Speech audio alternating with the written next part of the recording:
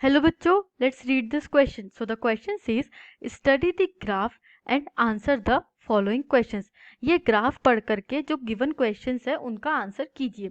सबसे पहले की कंसेप्ट देख लेते हैं. सो की concept is food production in India. ये जो ग्राफ है इंडिया में फूड प्रोडक्शन को डिपिक्ट कर रहा है. अब क्वेश्चंस पढ़ते हैं और उनका आंसर करते हैं. First question is name the years in which our country crossed the 200 million tons per year mark in food grain production. ऐसे कौन से साल थे जब कंट्री में 200 मिलियन टन से ज़्यादा प्रोडक्शन हुआ. Let's see the graph. So graph में 200 मिलियन यहाँ पे मार्किंग है और इसके इस लाइन के ऊपर जो भी ईयर्स हैं उन सभी का प्रोडक्शन 200 मिलियन से ज़्यादा हुआ है. So the years are 2010 to 2011, 2011 to 12, 2012 to 13, 2013 to 14, 2014 to 15 and 2015 to 16.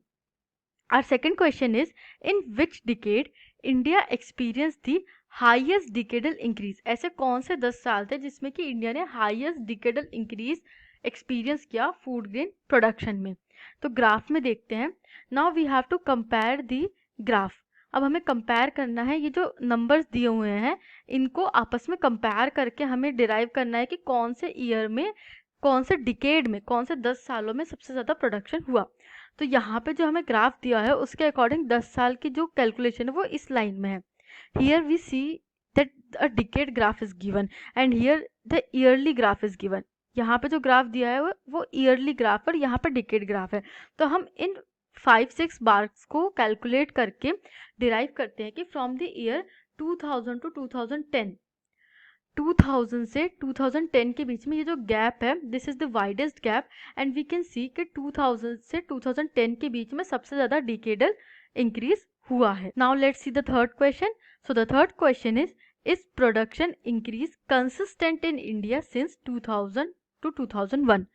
2000 से 2001 के बाद से क्या प्रोडक्शन इंक्रीज कंसिस्टेंट है. So the answer is yes with some minor dips in 2012 to 2013 and 2014 to 2015. अब देखिए इसके बाद से 2001 के बाद से हम देख रहे हैं कि कंटिन्यूस ग्रोथ पे चल रहा है. Here it is growing. अब 2012-13 में एक डिप आता है, उसके बाद अगेन इट्स ग्रोइंग और 2013-14 में एक डिप आता है and then again it is growing. So hence we can say yes with some minor dips the growth has been consistent. I hope you understood this question. Thank you and best of luck.